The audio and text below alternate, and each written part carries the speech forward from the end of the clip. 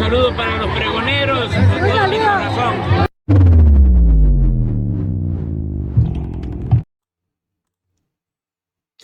Amigos, bienvenidos a una nueva transmisión más a su canal, Pregonero Informa, servidor Irwin Rodríguez, transmitiéndoles desde el día de hoy. Seguimos en este martes 18 de febrero del 2025. Si nos estás viendo por primera vez, muchísimas gracias por tu tiempo y por tu espacio. Solamente pedimos el apoyo con la suscripción para que cada día podamos ser más en esta gran familia pregonera. Amigos, vámonos de lleno a la información.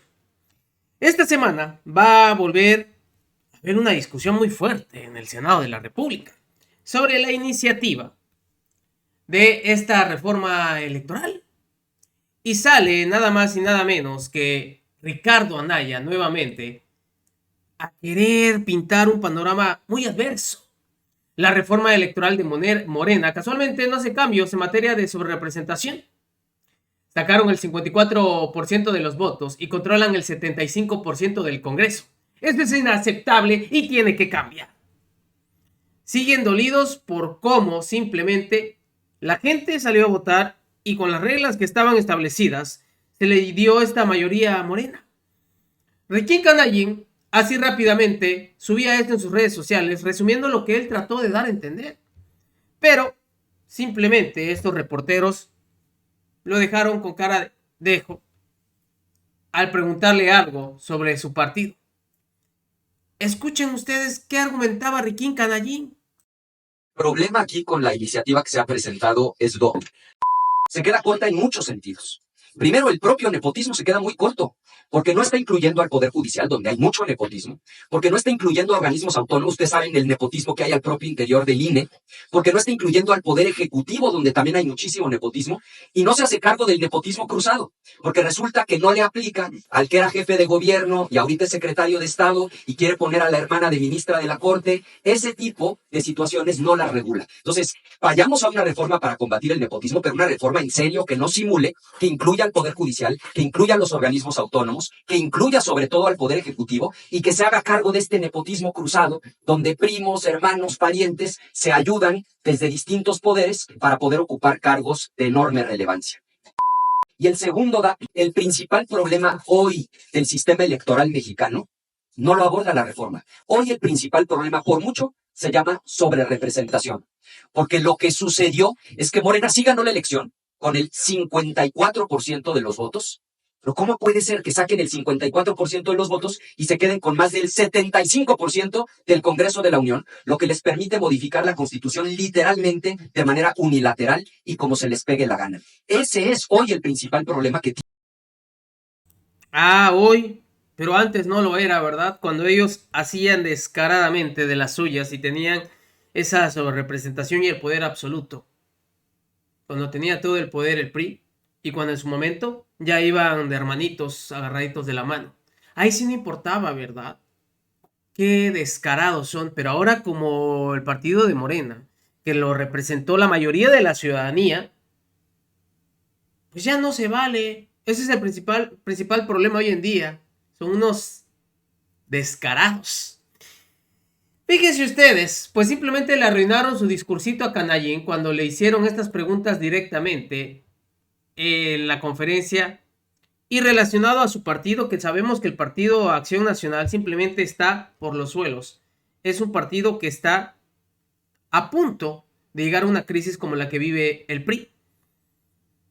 De ser el todopoderoso, simplemente se anda peleando con MC el ser la tercera fuerza. Y a punto de sufrir lo que vivió el PRD. Prácticamente van uno atrás del otro. ¿Cómo se lo plantearon a Riquín Canallín? Porque dice que lo que hizo el PAN fue honorable. Al decir que si reinventan o quedan ahí en la lona. Pues es que esto no es nada nuevo. Ya lo vienen diciendo desde hace muchísimo tiempo. El hecho es que ya nadie les cree. Y así lo dejaron parado. Con cara de dejo. Escuchen ustedes. Senador, y le quiero preguntar su opinión sobre el diagnóstico que hicieron en su partido al interior y que pues reconocen ustedes mismos o quien lo hizo, que el PAN enfrenta la crisis más grave desde su fundación. Su opinión, por favor. Sí, yo celebro este ejercicio de autocrítica que está haciendo el PAN. Creo que habla muy bien de la nueva dirigencia del PAN encabezada por Jorge Romero, porque es una realidad y lo hemos dicho. Claro que hoy estamos viviendo una crisis política por partida triple. Por supuesto que al interior de los partidos de oposición, y eso incluye al PAN, a nivel del oficialismo, porque tenemos una mayoría ensoberbecida que está haciendo todo tipo de atropellos como el de la reforma judicial, pero también en un nuevo entorno internacional en donde el populismo va ganando terreno, donde los extremos se están fortaleciendo. Entonces, yo celebro que el PAN sea un partido político que sí reconoce que tiene que reinventarse. El llamado es muy claro, reinventarse o morir, y me parece que habla muy bien de la nueva dirigencia nacional el reconocer el problema, porque el primer paso para arreglar cualquier problema en la vida y en la política es reconocerlo. Y a partir de reconocer los problemas es que se puede diseñar una estrategia eficaz. Yo confío en que el PAN va a salir de esta reflexión con una franca reinvención para llegar unidos, fuertes, a las elecciones de 2027, de 2030, y que podamos estar al servicio de la gente, que el PAN le sea útil a los ciudadanos, y para eso, sin duda, el PAN se tiene que renovar, se tiene que reinventar, y yo celebro que el PAN, sin temor, esté reconociendo sus problemas. Félix Muñiz, de Punto Aéreo. Gracias, senador. Buenas tardes a todos. Preguntarte en el primer tema que expones, ¿no es una batalla perdida como por la mayoría que tiene Morena? Yo sé que está bien, sí, no la sobrerepresentación, que es ilegal, pero ¿cómo hacerles entender? Bueno, por su mayoría la van a aplicar, entonces ese sería un tema. Muy buen punto. Nosotros vamos a cumplir con nuestra responsabilidad, que es poner sobre la mesa, por escrito, una propuesta. Porque lo que no se vale es simular. ¿Quieren una reforma electoral? Vamos a una reforma electoral, pero que sea integral y que sea de a de veras y a fondo. Y eso implica acabar con la sobrerepresentación. O sea, no es aceptable que saquen el 54% de los votos y tengan más del 75% del Congreso, cuando la oposición sacó prácticamente la misma cantidad de votos con el 46%. Y tampoco es aceptable que de dientes para afuera digan que quieren combatir el nepotismo, pero lo siguen permitiendo en el Poder Judicial, en el Poder Ejecutivo, y tenemos casos verdaderamente escandalosos de nepotismo cruzado, en donde los parientes se están ayudando a ocupar distintos cargos de poder. Si vamos a una reforma electoral, que sea integral y que sea a fondo. Sí, de llegarse a concretar, que parece ser que no necesito no ser pitonizo, ¿se concretaría un autoritarismo en base a una democracia?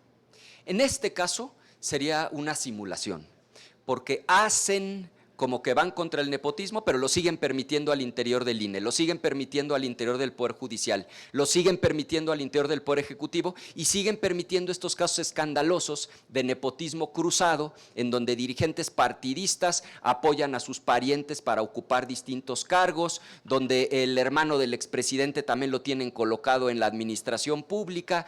Es decir, lo que sería un acto de burda simulación. Y otro tema, el de los transportistas, que parece ser que viene un caos terrible a la ciudad. Yo pensé que ya iban a acabar ese tipo de problemas con el gobierno que se instaló, pero parece ser que ahora es súper mayor este tema. ¿Qué es lo que hay que hacer ahí, senador? Lo que hay es muchísimo desorden en el país, porque este gobierno ha descuidado su responsabilidad. Lo vemos en las áreas de salud, donde millones de personas reciben la receta, pero no les surten los medicamentos. Han dejado de veras en los huesos al sistema de salud. Las carreteras en el país están despedazadas porque son pésimos administradores, han despilfarrado el recurso público. Miren, ya salieron los datos oficiales. Cerramos 2024 con un déficit fiscal, lo que llaman requerimientos financieros del sector público, o sea, la deuda total de 2.5 billones de pesos. Nada más para dimensionar, el gobierno gasta cada año 9 billones. De esos 9, 5 son impuestos que paga la gente, principalmente impuestos sobre la renta e IVA. 2 son otros ingresos que incluyen a Pemex, a CFE. Y 2.5 de esos 9 es dinero que el gobierno no tenía, que pidió prestado, nos endeudó a todas y a todos los mexicanos para además malgastarlo, porque dijeran ustedes, bueno, es que tenemos un sistema de salud como el de Dinamarca, las carreteras están en muy buen estado, vivimos seguros, en paz, hay tranquilidad, seguridad pública, pero no, el país está en llamas, la inseguridad peor que nunca, no hay medicamentos, las carreteras despedazadas y encima de eso nos están endeudando. Por eso vamos a insistir en el tema de la sobrerepresentación, porque cuando a una fuerza política se le da todo el poder, lo que termina pasando es que abusan de ese poder en perjuicio de la gente. Y una tercera que la hace Rubén Arizmendi de Reporte Índigo por Mi Conducto, te pregunta, ¿qué opina de las mesas de alto nivel entre México y Estados Unidos? ¿Serían los pros y contras de las mesas? Lo que nosotros creemos es que se debe de abrir un diálogo a nivel parlamentario. El PAN está preparando una propuesta que vamos a dar a conocer el día de mañana y que tiene que ver justamente con retomar el diálogo a nivel del poder legislativo, porque efectivamente con Trump en la presidencia van a ser 4 años de huracanes. Ya vimos que impuso aranceles al acero y al aluminio, sabemos que lo pospuso, pero que siguen sobre la mesa el 25% de aranceles. Hemos visto cómo está apretando particularmente a las armadoras de vehículos, que ustedes saben generan millones de empleos en nuestro país, ha amenazado con un nuevo impuesto a partir del 2 de abril, y hemos visto ya las reacciones, por ejemplo, del director general de Nissan, diciendo que ellos sí están valorando cerrar las plantas en México. Es decir, hay que entender que el problema es verdaderamente grave, que puede tener consecuencias catastróficas para la economía mexicana y nos parece que el Poder Legislativo debe abrir un diálogo con sus pares en los Estados Unidos. Mañana vamos a presentar esa propuesta. Pero de hecho hay impactos económicos graves para la sociedad mexicana. El daño ya está hecho, porque en la realidad el Tratado de Libre Comercio pasó a ser hasta cierto punto letra muerta, en la medida en la que de manera unilateral un país amenaza un día sí y el otro también con imponer aranceles, violando el Tratado de Libre Comercio, pues lo que está haciendo en los hechos es desconocerlo. Eso está generando enorme incertidumbre. Vean los indicadores oficiales del INEGI, la inversión está desplomada y esto en el mediano plazo puede traer consecuencias graves para la economía mexicana. Por eso la insistencia en no minimizar el problema económico que se nos viene con Trump. Ángel Gallegos. Pues como ven a Riquín Canallín en su conferencia de prensa, prácticamente para él vivimos en un país, no bueno, el peor de todos los tiempos. Y él viene a ser la solución después de irse de prófugo por varios añitos ahí y que tuvo que regresar simplemente por la vía plurinominal en el Senado con fuero. No bueno, qué héroes nos tocó en estos tiempos por parte de la oposición, ¿eh? Héroes que simplemente siguen quedando en ridículo. Nos vemos, que sigan pasando un excelente día. Servidor Irving Rodríguez, transmitiéndoles desde su canal. Recuerden, la información está ahí y depende de todos nosotros el pregonarla. Nos vemos en una siguiente emisión.